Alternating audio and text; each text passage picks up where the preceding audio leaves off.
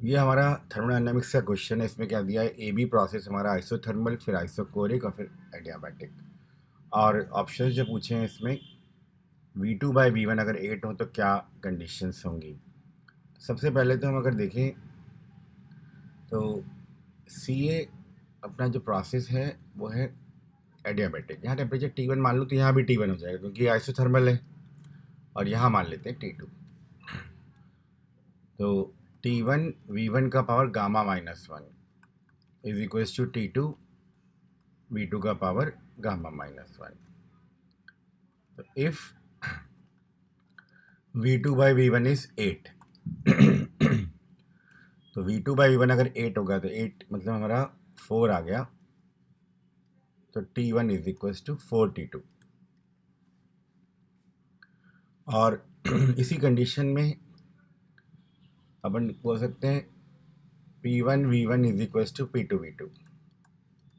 Isothermal process है तो इसका मतलब है अगर V2/V1 8 है तो P1 is equals to 8P2।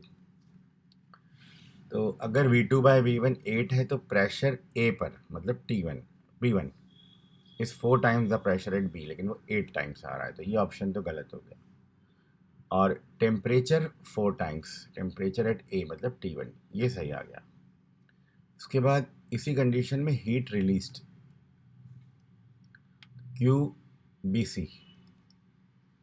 BC अपना क्या, isochoric, NCV delta T. Delta T हो गया T2 माइनस T1।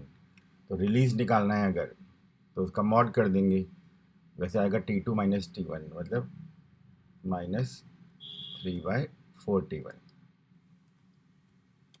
तो QBC जो रिलीज वाले पार्ट की बात करें हम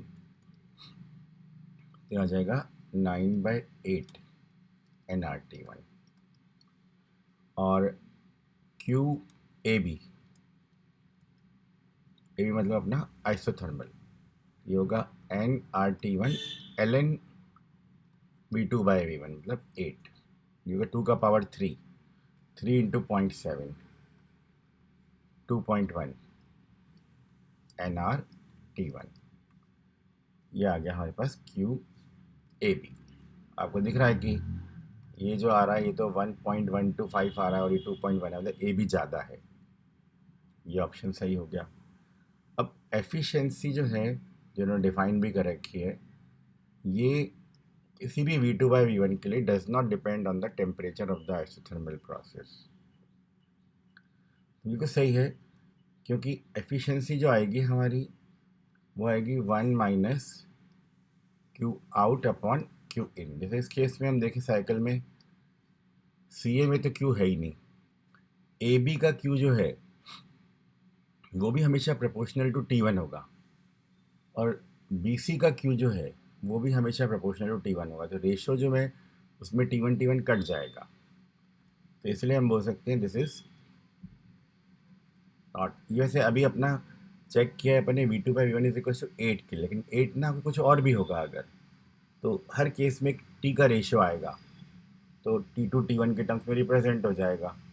तो ऑटोमेटिकली दोनों में T1 आएगा तो वो T1 के ऊपर रेशियो डिपेंड ही नहीं करेगा। देखो यहाँ पे इसमें भी T1 कैंसिल हो जाएगा। तो अपने आंसर्स क्या हो गए,